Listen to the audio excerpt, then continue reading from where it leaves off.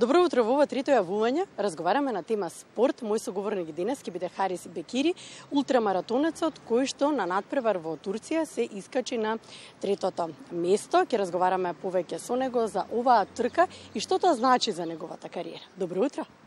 Добро утро од мене. Јас сум Харис Бекири, педагог. Работен во СОУ Маврово Ростуше, општина Маврово Ростуше. По слободно време трчам. Бев пријавен на трка пред 2 недели во Турција, во Бурса поточно. Како помина таму? Може ли да ги собереме впечатоците? Очекуваше ли да се најдеш меѓу тројцата на пиедесталот? Па видете сега, со оглед на тоа што се работеше за професионална трка, кај што имаше околу 2500 пријавени, комплетно на 5 дистанци.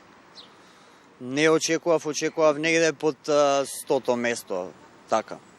И ти си скачуваш на третото? Да, 15 сум вкупно во цела категорија од 270 во мојата дистанца, 270 пријавени и тркачи.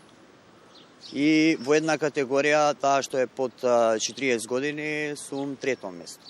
Добро, како реагираше организаторот со оглед на тоа дека ние доаѓаме од една земја каде што не е толку многу развиен овој спорт, оваа вештина? Па видете, кога сето тоа се случуваше и кога ќе слушнете македонска песна на фестивалот тамо, едноставно вие се нежувате. И тоа се случуваше пред настанот и нормално е да ве поземе некоја емоција, малце да се нежите. Така да, реално ја не очекував да ја заминам трката, имав некој план, нормално сега за оваа работа, пошто се работеше за 66 километри, значи треба интензивни тренинзи, кои што ја ги правев во Ростуша, конкретно секој ден до водопадот Дув.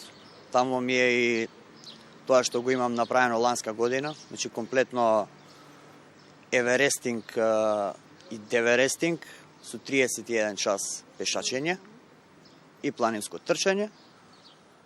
Не сакав тука да застанам, пробав, учествувам доста на други трки, пробав да одам ново напред.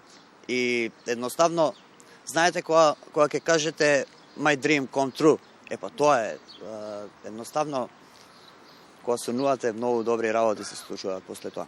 Но и кога спортувате и кога вежбате, битно е да имате целта, но мора и да вежбате за да можете полесно да ја достигнете. Спомена на кој начин се подготвуваш, добро, може ли да дадеме вовед прво што е ултрамаратонот? Каква вештина е ова? Вака, ултрамаратон се рачуна трки, планинарски трки, кои што се повише од 50 километри. Значи ја до пред 2 години бев едноставно планинар кој што ја сака природата. Љубеник во природата. Да. Учествував на некои обуки, значи моето знаење, пошто доаѓам од село кај што на 800 метри надморска висина живееме ние. Едноставно морате да ја сакате природата.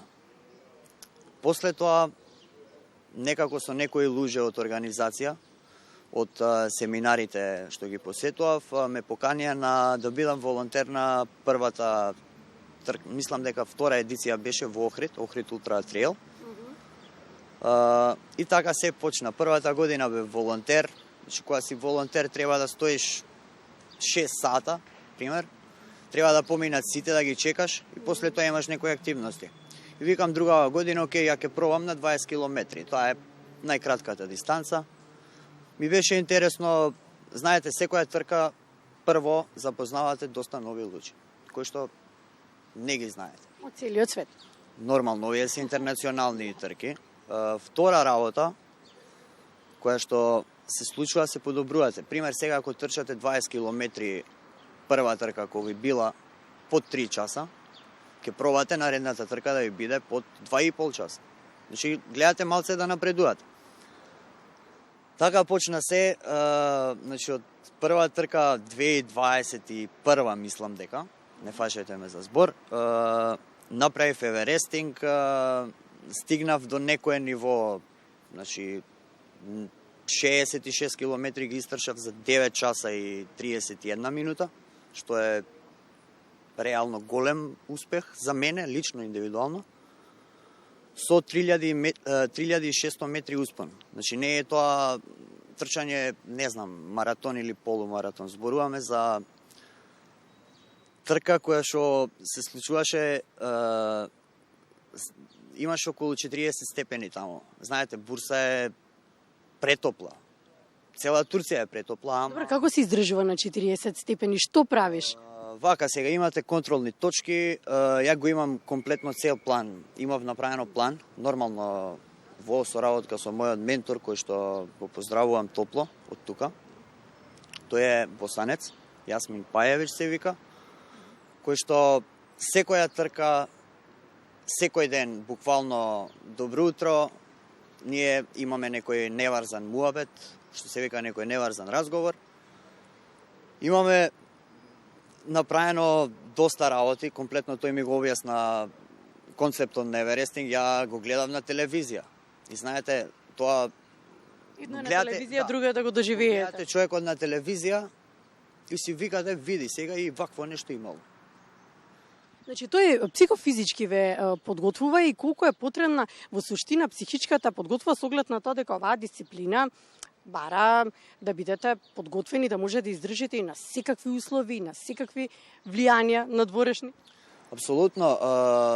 Една од најбитните работи се случува со психата на човекот.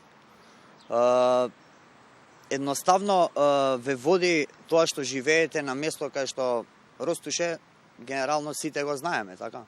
Ама во Ростуше никој не дошол, не знам, идат туристи, нормално, водопадов Дувни е на 1 километар од кај нас, ама таа промоција на Ростуше, пошто ја сум од Ростуше, едно 29 години, тамо живеам, едноставно, кога ќе појдете во Дув и кога ќе гледате туристи, странци, ви кажуваат, многу е добра Македонија, едноставно, сватев сериозно дека можам да направам нешто за селото прво мое, за општината, нормално еве се и на меѓународни води.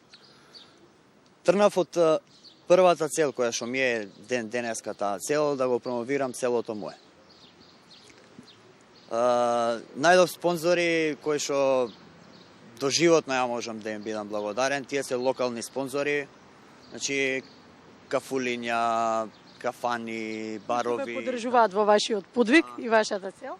Нормално, огромна благодарност до општината, до Националниот парк, поголеми фирми, како што е Балкан Турс, која што има меѓународни линии. Значи, се спојува, ако се сака. Ако не се сака, нормално. Но и благодарности до тебе, затоа што Македонија ја ставаш на мапата во ова спортска вештина, ја ставаш на мапата, иако не е толку многу развиено кај нас, да речеме, како спорт, но сакам да те прашам со оглед на тоа дека вежбаш во Ростуше, неколку пати го спомна, и твојата рута, и твојот план на вежбање. Она што мене ме интересира е дали ние тука имаме можности за развој, што ни е потребно повеќе за ултрамаратонот. Апсолутно, во нашава држава се организираат трки, не дека не се организираат.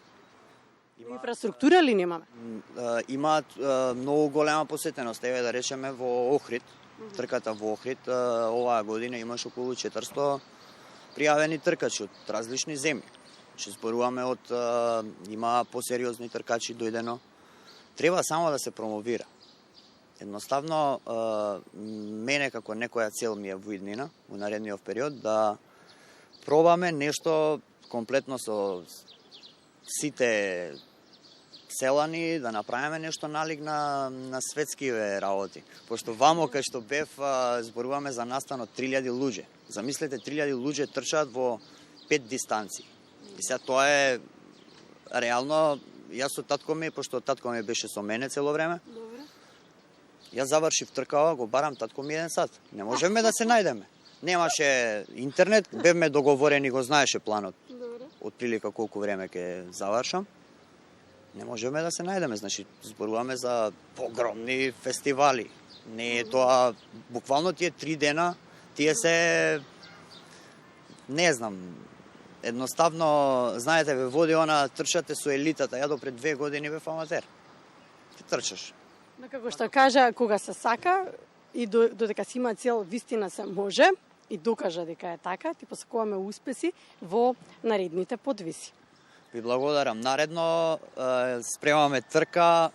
Во меѓувреме јас сум во тренажен процес, се спремам ке трчам 70 км во Косово. Таа исто е интересна трка, пола организација од кај нас, пола е од Косово. Почнуваме 70 км, почнуваме од Шапка, од Попова Шапка. Финишот е во Призрен. Значи тоа се 70 км. Се спремам секој ден. Значи секој ден имам интензивни тренинзи од типот 5 км, 7 км. Тоа е. Жив здрав се гледаме потоа, може? Може, се гледаме. Благодарам до МРТ за поканата. Па се гледаме. Здраве и живи.